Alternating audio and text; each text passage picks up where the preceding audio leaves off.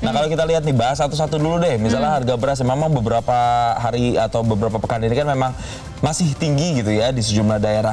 Apalagi jelang Ramadan, nggak cuma beras nih yang tinggi, sejumlah bahan pokok juga meroket. Kalau kita lihat deh, misalnya kita buka sambil buka ya di websitenya Bappenas ya. Kita coba cek harga beras itu sebenarnya berapa sih kisarannya. Nah kalau HET-nya kan sebenarnya di berbeda-beda di setiap zona ya. Biasanya kisarannya mulai dari 10.800 kalau tidak salah sampai kurang lebih di angka 11 ribuan. Nah itu ternyata harganya beda jauh dengan kondisi di lapangan hari ini. Yes, ini kalau kita lihat ya beras premium misalnya ya.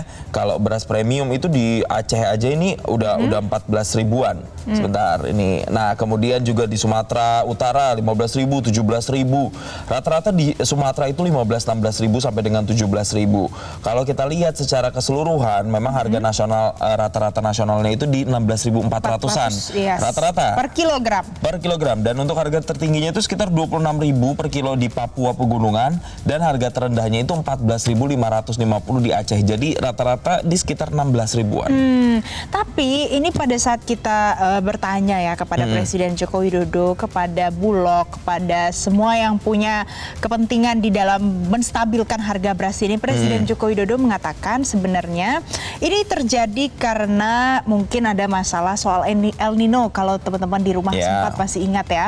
Dan juga pemerintah itu memberikan yang namanya SPHP untuk keluarga, bukan hanya keluarga penerima manfaat saja, tapi untuk banyak masyarakat di berbagai daerah, dan itu disajikan dengan harga yang murah. Gitu, lewat pasar-pasar murah begitu, atau operasi pasar murah yang biasanya diselenggarakan di berbagai wilayah di Indonesia ya. Kalau tadi sudah ada beras premium, sekarang kita ke beras medium nih. Kalau beras medium itu kisarannya, ini kalau di Aceh aja tadi kan paling rendah 14.000 ya beras medium premium. Kalau di Aceh beras mediumnya ini 13.300. Kemudian yang cukup tinggi ini di sekitar Papua Barat, dan paling tinggi memang di Papua Pegunungan ya 25 ribuan. Betul. Jadi secara rata-rata nasional itu di 14.300 kalau untuk beras medium ini. Harga tertinggi masih di Papua Pegunungan 25.000, harga terendahnya di Jambi 12.600. Dan ini juga ya Jason, dengan dinamika fluktuasi harga beras ini yang belum juga turun,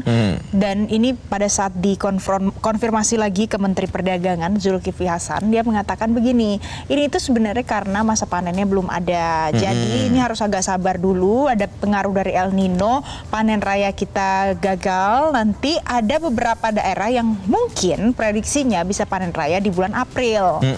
Cuman sekarang kan masih bulan Maret ya. Iya, itu yang juga kemudian jadi sorotan juga begitu terkait dengan berbagai kenaikan-kenaikan ini ya. Tapi apakah cuma beras nih Valen? Kayaknya tadi kita udah banyak ya yang udah naik juga ya ternyata ya.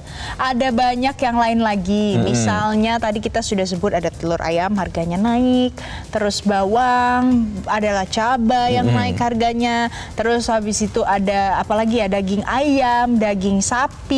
Bahkan Jason, walaupun kita bisa ngecek di website yang ada di Bappenas ini ya, seperti yang ada di samping kanan kita. Nih ya, kalau kita lihat ini semuanya hijau warnanya. Kalau misalnya bisa di scroll lagi boleh, karena kalau hijau tandanya harganya itu relatif stabil, cenderung turun. Cuman ada beberapa yang merah, misalnya daging ayam ras, telur ayam ras gitu.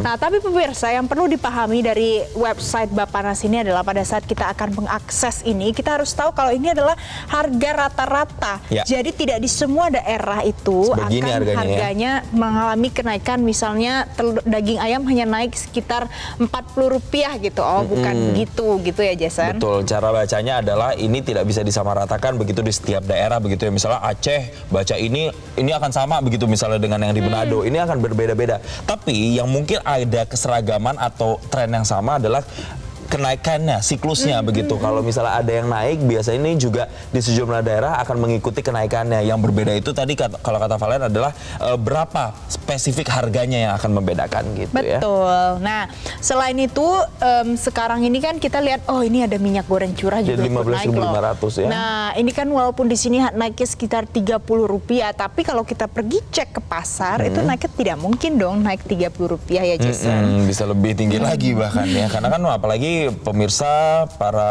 ibu rumah tangga yang biasa berbeli itu nggak cuma beli di pasar-pasar besar. Apalagi kalau sudah masuk ke retail-retail kecil, warung-warung kecil lah, pasti harganya kan juga akan ikut naik juga. Betul, Jason. Nah, tapi Jason, pertanyaannya adalah apakah kita bisa mengganti? Karena kan selalu digencarkan gerakan diversifikasi pangan misalnya gitu. Jangan cuma makan beras saja dong. Kan ada yang namanya jagung, sagu, ubi, memang bisa.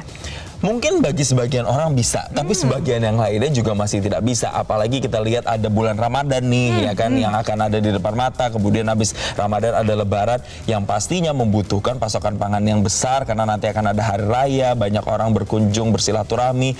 Harus ada kudapan, harus ada makanan di situ yang membuat permintaannya pasti akan naik. Apalagi misalnya kayak bikin lontong deh misalnya nanti pada saat Ramadan. Caranya gimana? Itu kan pakai beras, ya kan? Iya, benar juga. Itu, nah itu. Terus kalau misalnya mau buka puasa gitu misalnya, mau sahur, itu kan juga makannya rata-rata orang Indonesia masih makan nasi. Walaupun benar kata Valen, bisa sebenarnya diversifikasi ada gitu ya. gerakannya diversifikasi Betul. pangan, tapi ternyata nggak bisa ya, belum bisa sampai saat ini.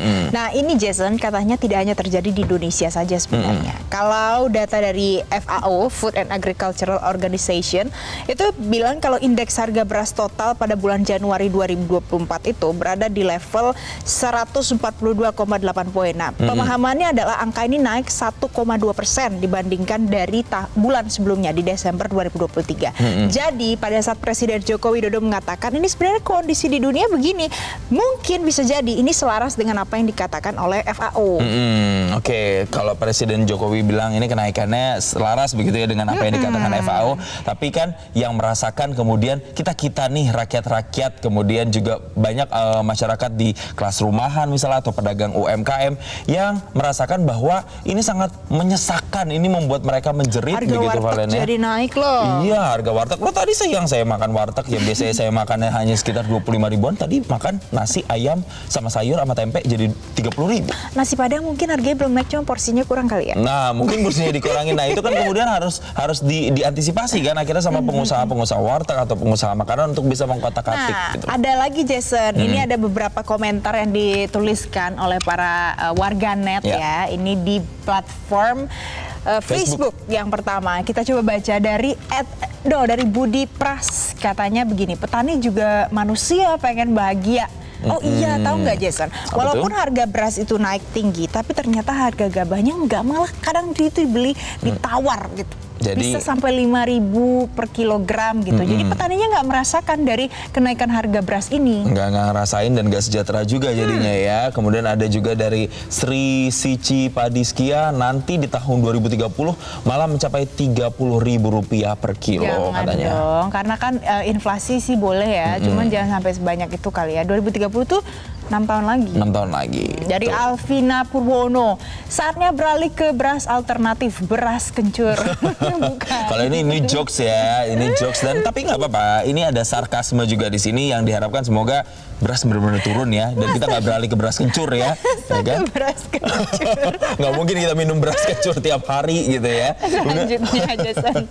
Ini dari Ada lagi. Winner ya, yang bikin omset turun bukan karena harga beras mahal, tapi operasi pasar pemerintah katanya. Ya mungkin ada yang skeptis ya, mempertanyakan apakah memang benar operasi pasar ini bisa menurunkan dan mengontrol harga beras. Tapi ternyata kita lihat sejauh ini makin banyak kok masyarakat yang belanja beras murah di setiap pasar murah yang diselenggarakan gitu. Selanjutnya ada dari Ical Calu, kalau mau harga beras turun, turunkan juga harga pupuk dan pestisida, gimana petani mau sejahtera. Jadi memang kalau kita berbicara kenaikan dan penurunan harga berbagai komoditas ini kayak ibarat rantai ya. Jadi memang banyak itu rantainya, tidak hanya permasalahan berasnya saja, tapi juga ada masalah pupuknya, masalah petaninya juga, yang ini saling berpengaruh dan terkait satu sama lain. Jelajahi cara baru mendapatkan informasi. Download Metro TV Extend sekarang.